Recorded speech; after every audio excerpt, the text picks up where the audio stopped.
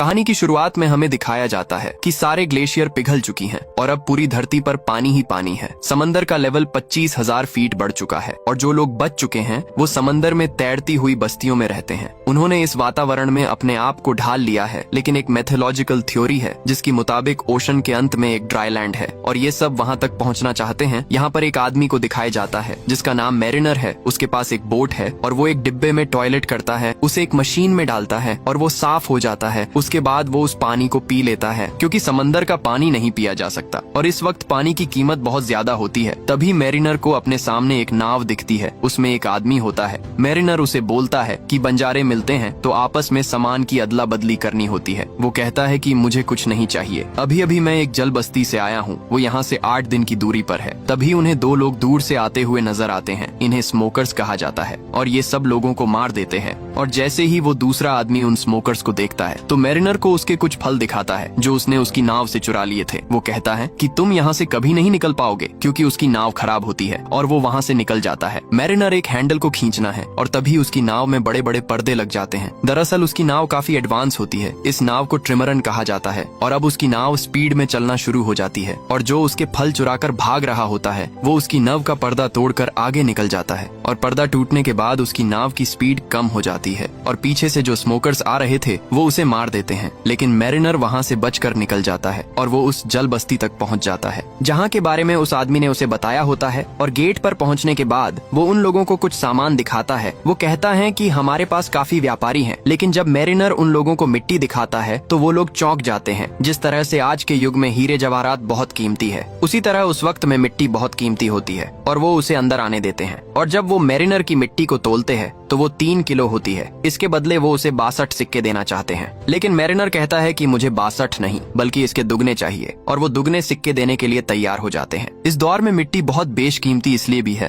क्योंकि मिट्टी पर ये छोटे मोटे पेड़ पौधे उगाकर अपने लिए खाने की चीजों का इंतजाम कर सकते हैं। मैरिनर अपने सिक्के लेकर एक दुकान पर जाता है और वो पीने के लिए कुछ पानी खरीदता है। वहीं पर एक टमाटर का पौधा भी होता है। मैरिनर इस पौधे को खरीदना चाहता है। दुकान वाली लड़की उससे बोलती कि तुम्हारे आधे सिक्के मुझे चाहिए और मैरिनर उसे आधे सिक्के दे देता है और उस टमाटर के पौधे को उससे खरीद लेता है। मैरिनर जिस लड़की से ये खरीदता है इसका नाम हेलन होता है और इसके साथ एक लड़की भी होती है और ये उसकी गार्जियन है। उस लड़की का नाम अनोला होता है। अब मैरिनर वहाँ से सामान खरीद कर जा रहा होता है, तभी उसी बस्ती के कुछ लोग उसके पास आते हैं और उनके साथ एक लड़की भी होती है और वो मैरिनर को कहते हैं कि तुम इसके साथ संबंध बनाओ और जब ये गर्भवती हो जाए तो तुम अपनी जरूरत का सामान लेकर यहाँ से जा सकते हो। और वो ऐसा इसलिए कहते हैं क्योंकि ये इस बस्ती का नहीं है और इनकी जो प्रजाति है, इनकी जो जीन्स है वो अब कमजोर हैं। लेकिन मैरिनर साफ साफ माना कर देता है। वो कहते हैं कि तुम्हारे पास कुछ भी नहीं है जो तुम मुझे दे सको, तुम लोग मर रहे हो। ये कहकर वो जाने लगता है। तभी उन लोगों को शक होता है कि ये स्मोकर है और वो उसे रोक लेते हैं और जब वो उसे रोकते हैं तो वो देखते हैं कि उसके कान के पीछे गिल्स हैं और गिल्स देखने के बाद आदमी चिल्लाता है कि ये म्यूटेंट है और वो उसे पकड़ लेते हैं और एक केज के अंदर बंद करके वहाँ पर मड होता है उसमें डुबाना शुरू करते हैं। दरअसल जो भी इंसान मर जाता है वो उसे यहाँ पर डुबाते हैं ताकि उससे खाद बन सके।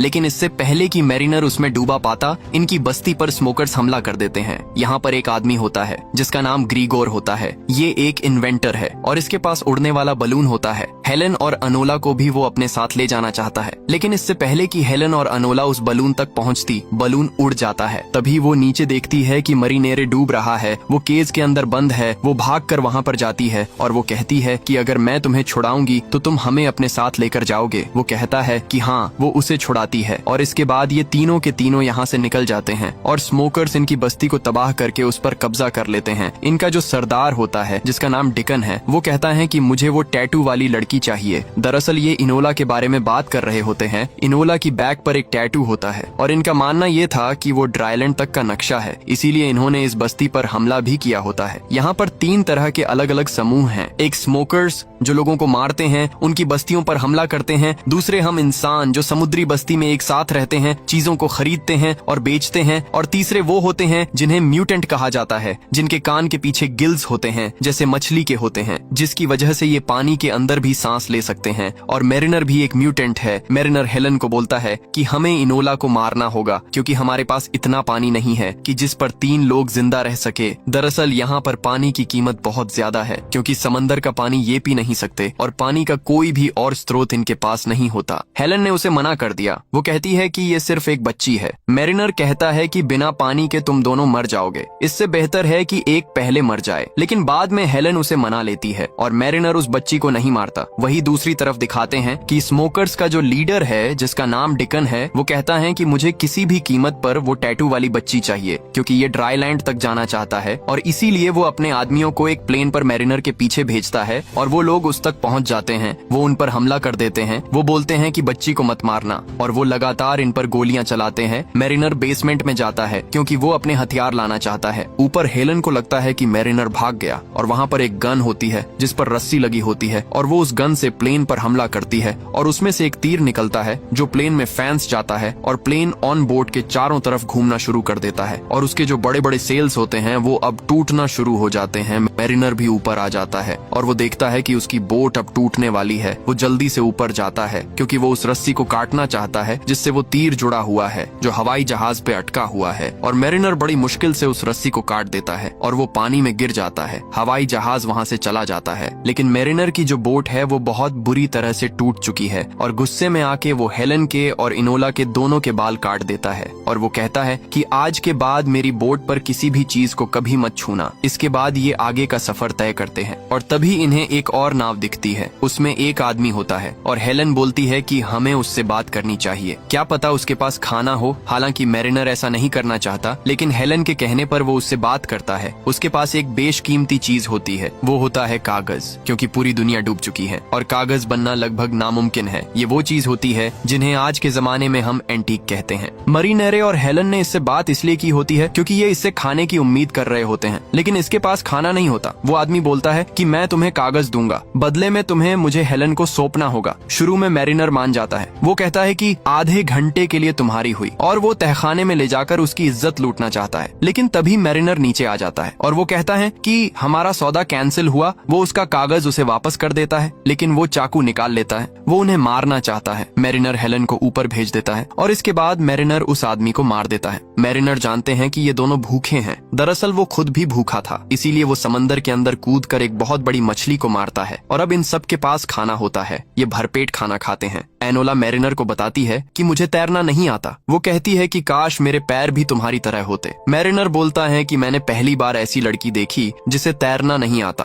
क्योंकि यहाँ पर इस दुनिया में सबको तैरना आता है। हेलन बताती है कि मैं उसकी माँ नहीं हूँ, मैं उसकी गार्डियन हूँ और धीरे धीरे साथ रहने के बाद, बातें करने के बाद इनकी दोस्ती होना शुरू हो जाती है और मैरिनर इनोला को तैरना भी सिखाता है। जहाँ वो कुछ वक्त पहले इनसे नफरत करता था, इनके साथ नहीं रहना चाहता था, अब सब ये एक दूसरे की दोस्त बन चुके हैं। इसके बाद ये नाव के ऊपर आ जाती है और तभी ये देखते हैं कि सामने एक बहुत बड़ी नाव होती है और ये एक तरह की चौकी होती है जहाँ पर सामान खरीदा और बेचा जाता है और वो अपनी नाव को उस तरफ ले जाता है। लेकिन जब वो दूरबीन से देखता है तो वो देखता है कि उस चौकी पर पूरी तरह से स्मोकर्स का कब्जा होता है। दरअसल डीकन अपने आदमियों के साथ यहाँ पर पहुँच जाता है क्योंकि वो इनोला को, जिसकी पीठ पर सूखी धरती का नक्शा है, उसे हासिल करना चाहता है। लेकिन मैरिनर बड़ी चालाकी से, बड़ी बहादुरी से यहाँ से निकल जाता है और उसे अब शक हो जाता है। वो कहता है कि वो लोग हमारा नहीं बल्कि इनोला का पीछा कर रहे हैं और उसकी पीठ पर जो टैटू है उसका मतलब क्या है। हेलन बताती है कि ये ड्राईलैंड का नक्शा है, यानी सूखी धरती तक पहुँचने का रास्ता। मैरिनर बोलता है कि बेवकूफी है, ऐसी कोई जगह नहीं है। हेलन बताती है कि जब हमें इनोला मिली थी तो उसकी टोकरी में सूखी मिट्टी थी और वो मिट्टी तुम्हारी मिट्टी से भी बहुत बेहतरीन थी। इसीलिए सभी लोगों का मानना है कि इनोला की पीठ में जो नक्शा है वो सूखी धरती का नक्शा है और अभी तक इन दोनों, यानी कि हेलन को और इनोला को ये लगता है कि मैरिनर उन्हें सूखी धरती पर ले जा रहा है। उसे सूखी धरती का रास्ता पता है क्योंकि उसकी नाव में बहुत सारी चीज ऐसी होती है जो सूखी धरती पर, यानी इंसानों द्वारा बनाई जा सकती है और उसके पास मिट्टी भी थी। लेकिन मैरिनर बोलता है कि ऐसी कोई जगह नहीं है, तुम बेवकूफ हो जो ऐसी चीज पर भरोसा कर रही हो जो तुमने कभी देखी नहीं है, उसका कोई अस्तित्व नहीं है। हेलन कहती है कि तुम्हारे पास शीशा है और वो गाना बजाने वाला बॉक्स, वो सब कहाँ से आया, वो सिर्फ सूखी धरती पर बनाए जा सकते हैं। मैरिनर बोलता है कि तुम सूखी धरती देखना चाहती हो तो पानी में आओ और वो उसे पानी में ले जाता है और एक बॉक्स के अंदर बंद कर देता है जिसके अंदर पानी नहीं जाता और वो उसे समंदर के तल पर ले जाता है जहाँ पर बहुत बड़ी बड़ी बिल्डिंग्स हैं जो पूरी तरह से वीरान हो चुकी है। किसी जमाने में यहाँ पर एक शहर हुआ करता था, लेकिन अब यहाँ पर कुछ भी नहीं है। और वो हेलन को ये सब कुछ इसलिए दिखाता है ताकि उसके मन में जो एक झूठी उम्मीद है वो उम्मीद खत्म हो जाए। और जब ये ऊपर आते हैं तो ये देखते हैं कि इनकी नाव पर स्मोकर्स ने पूरी तरह से कब्जा कर लिया होता है। और वो इन दोनों से पूछते हैं कि इनोला कहाँ है।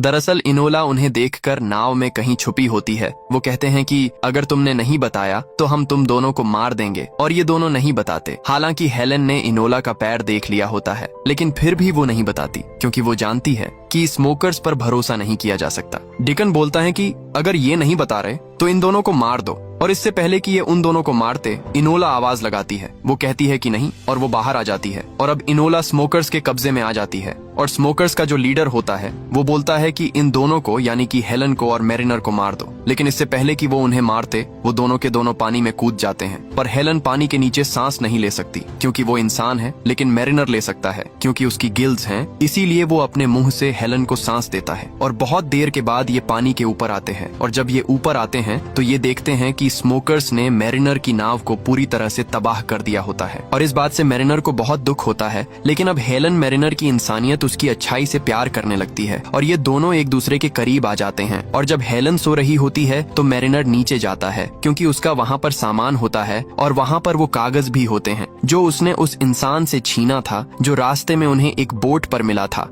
और उस कागज पर एक आइलैंड का चित्र होता है जहाँ पर बहुत सारे पेड़ होते हैं। और इनोला ने भी एक कागज पर उसी तरह के पेड़ का एक चित्र बनाया होता है। और मैरिनर समझ जाता है कि इनोला की पीठ पर जो टैटू है वो सूखी धरती का नक्शा है। और अगर इनोला ने वो चित्र बनाया है, इसका मतलब वो वहाँ जा चुकी है, वो वहीं से है। लेकिन यहाँ से निकलना लगभग नामुमकिन है क्योंकि इनकी बोट पूरी तरह से टूट चुकी है। तभी ऊपर हवा में दिखाते हैं कि वहाँ पर ग्रीगोर आ जाता है, वो आदमी जिसके पास उड़ने वाला बलून होता है, जो उस वक्त अपनी बस्ती से भाग गया था जब उनकी बस्ती पर स्मोकर्स ने हमला किया था। और वो हेलन को देखकर पहचान लेता है। वो कहता है कि अच्छा हुआ तुमने अपनी बोट जला दी, नहीं तो मैं तुम्हें कभी भी नहीं ढूंढ पाता, क्योंकि धुएं की वजह से मैं यहाँ तक पहुँच सका। और वो इन दोनों को अपने बलून पर ऊपर ले जाता है। और पास ही में कुछ सर्वाइवर्स होते हैं जो उस बस्ती से भागे होते हैं जहाँ पर स्मोकर्स ने हमला किया था। और वहाँ पहुँचने के बाद मैरिनर बोलता है कि मैं इनोला को ढूंढने के लिए जा रहा हूँ। और वो स्मोकर्स के बहुत बड़े जहाज तक पहुँच जाता है और जहाज के अंदर चला जाता है। जहाज में कई सारे लोग होते हैं और वो सब अपने सरदार डिकन से बोलते हैं कि हम कब सूखी धरती तक पहुंचेंगे। वो उन सब से झूठ बोलता है कि मेरे को नक्शे का पता चल चुका है और अब हमें यहाँ से निकलना है। हालांकि नक्शा इनके पास है, लेकिन डिकन या किसी और को ये नहीं पता कि इस नक्शे में रास्ता किस तरह से देखा जाए। लेकिन उसके झूठ से सब के सब नीचे बेसमेंट में चले जाते हैं और चप्पू चलाना शुरू करते हैं और उस विशाल जहाज को यहाँ से आगे ले जाते हैं। तभी ये दिखाते हैं कि डिकन के सामने मैरिनर आ जाता है और उसके पास गन होती है। वो बोलता है कि मुझे ये लड़की चाहिए। डिकन बोलता है कि अब तुम यहाँ से जिंदा वापस नहीं जा सकते। तभी मैरिनर अपने अंदर से एक जलती हुई मशाल निकालता है और उसके सामने तेल के कुएं का एक पाइप होता है और वो उसके अंदर डाल देता है और एक जोरदार ब्लास्ट होता है और उसके बहुत सारे लोग, यानी कि बहुत सारे स्मोकर्स मारे जाते हैं। और मैरिनर उस जगह पर जाता है जहाँ पर इनोला है और जब वो ऊपर पहुँचता है तो वो देखता है कि डेकन उसे लेकर नीचे जा चुका होता है और अपने प्लेन पर उसे उड़ा कर ले जा रहा होता है। लेकिन वो उसके प्लेन पर रस्सी अटका के उसका प्लेन क्रैश कर देता है और उसका प्लेन वही शिप पर गिर जाता है। अब ये विशाल शिप डूब रहा है, लेकिन इससे पहले कि ये पूरा शिप पानी में समा जाता, वहाँ पर हेलन और ग्रीगोर उड़ने वाले गुब्बारे पर वहाँ तक पहुँच जाते हैं और वो नीचे रस्सी फेंकते हैं और उस रस्सी की मदद से मैरिनर और इनोला ऊपर उड़ने वाले गुब्बारे पर आ जाते हैं। और तभी नीचे जहाज पर एक बहुत बड़ा ब्लास्ट होता है और जितने भी स्मोकर्स होते हैं लगभग सभी मारे जाते हैं। लेकिन डिकन अभी भी बचा होता है और वो नीचे वाटर स्कूटर से ऊपर गोली चलाता है। ये गोली वो इनोला को मारना चाहता है, लेकिन इनोला को गोली नहीं लगती, उसकी साइड में लगती है और वो गुब्बारे से नीचे पानी में गिर जाती है। और अब उसकी तरफ 4 स्मोकर्स बढ़ रहे होते हैं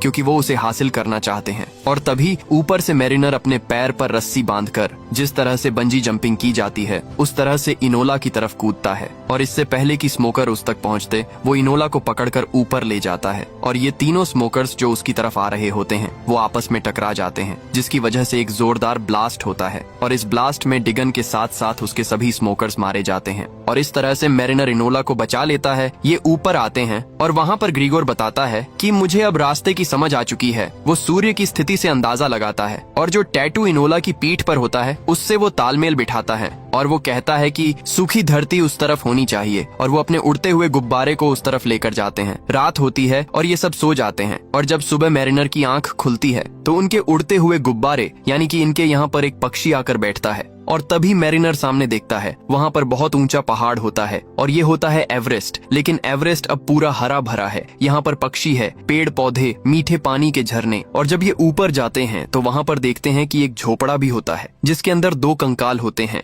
और ये इनोला के माँ बाप होते हैं। वहाँ पर टैटू बनाने का सामान भी होता है। दरअसल उन्हें पता था कि वो मर रहे हैं, इसीलिए वो इनोला के पीठ पर टैटू बनाकर उसको एक टोकरी में डाल दिया था और उस टोकरी में यहाँ की सूखी मिट्टी भी डाल दी थी ताकि जब वो किसी को मिले तो उसे पता चल जाए कि कहीं पर ड्राई लैंड है और वो इनोला की पीठ पर जो नक्शा है उसके जरिए यहाँ तक पहुँच सके। क्योंकि इनोला इतनी छोटी थी कि अगर वो यहाँ पर अकेली भी रहती तो तब भी वो बच नहीं पाती। और इनोला के माँ बाप ने जैसा सोचा होता है ठीक वैसे ही होता है। इनोला आज अपने घर वापस आ चुकी है। वहीं दूसरी तरफ ये दिखाते हैं कि मैरिनर को यहाँ पर बिल्कुल भी अच्छा नहीं लग रहा होता क्योंकि वो इंसान नहीं है और इसीलिए वो वापस समंदर में जाना चाहता है। उसे लगता है कि समंदर उसे बुला रहा है। वो अपने लिए एक बार फिर से एक नाव बनाता है और वापस समंदर में जाने की तैयारी करता है। लेकिन इनोला और हेलन नहीं चाहते कि वो वापस जाए। हेलन उससे प्यार भी करती है लेकिन मैरिनर को जाना है और वो इन दोनों को अलविदा कहकर वापस उसी जगह चला जाता है जो उसकी असली जगह है, यानी समंदर में। और इसी के साथ ये कहानी यहाँ पर खत्म हो जाती है।